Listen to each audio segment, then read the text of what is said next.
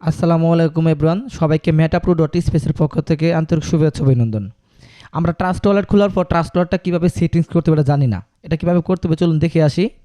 আপনারা trust wallet অ্যাপসটা open করবেন। ওপেন করার পরে একদম উপরে যেখানে দেখবেন একটা সেটিংস আইকন আছে, এই সেটিংস আইকনে একটা ক্লিক করে দিবেন। এখানে ক্লিক করার পর বন্ধুরা এখানে দেখবেন যে সিকিউরিটি লেখা থাকবে, সিকিউরিটি লেখাতে একটা ক্লিক করে দিবেন। এরপর আপনার পিন নাম্বার বা ফিঙ্গারপ্রিন্ট দিবেন। এরপরে সবার উপরে দেখবেন সিকিউরিটি স্ক্যানার লেখা, ডান দিকে একটা অন বাটন পাবেন। এই বাটনটা আপনার এখানে ক্লিক করে অফ করে দিতে হবে। তো বাটনটা অফ করে দিলাম। ব্যাকে চলে আসবেন, আবারও ব্যাকে চলে আসবেন, দুইবার ব্যাকে চলে আসবার এরকম অপশন দেখবেন। এখানে একটু নিচের দিকে নামবেন। নিচের দিকে নামার পর এখানে দেখবেন মেন স্ক্রিপ্টও লেখা থাকবে, এটাতে একটা ক্লিক করবেন।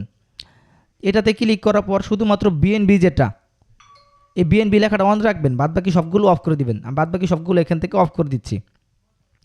বাদবাকি সবগুলো অফ করা হয়ে গেলে এখানে অল নেটওয়ার্কে একটা ক্লিক করে দিবেন।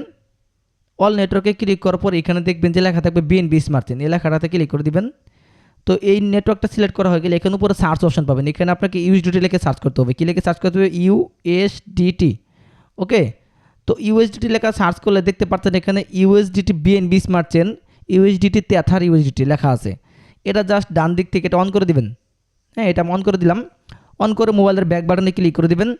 তো ক্লিক করলে দেখবেন ট্রাস্ট ওয়ালেট এরকম আসে পড়ছে, এই যে এখানে ইউএসডিটি এবং বিএনবি লেখা আসে পড়ছে। তারপর বিএনবি লেখাতে একটা টাচ করবেন। এই যে বিএনবি লেখাতে টাচ করবেন। টাচ করার পর এখানে আপনাকে রিসিভে ক্লিক করতে হবে। রিসিভে ক্লিক করার পর এখানে আপনাকে অ্যাড্রেসটা কপি করতে হবে। অ্যাড্রেসটা কপি করার পর এই অ্যাড্রেসটা আপনি তাকে দিবেন যার কাছ থেকে আপনি ইউএসডিটি অথবা বিএনবি কিনতে চাচ্ছেন, তার কাছে অ্যাড্রেসটা দিবেন। এখন ভাবতে পারেন যে ইউএসডিটি এবং বিএনবির অ্যাড্রেস কি একই? হ্যাঁ, ইউএসডিটি এবং বিএনবির অ্যাড্রেস একই হবে, কোনো সমস্যা নেই। তবে খেয়াল রাখবেন ইউএসডিটি BIP20 কিন্তু এটা। ধন্যবাদ সবাইকে ভিডিওটা দেখার জন্য।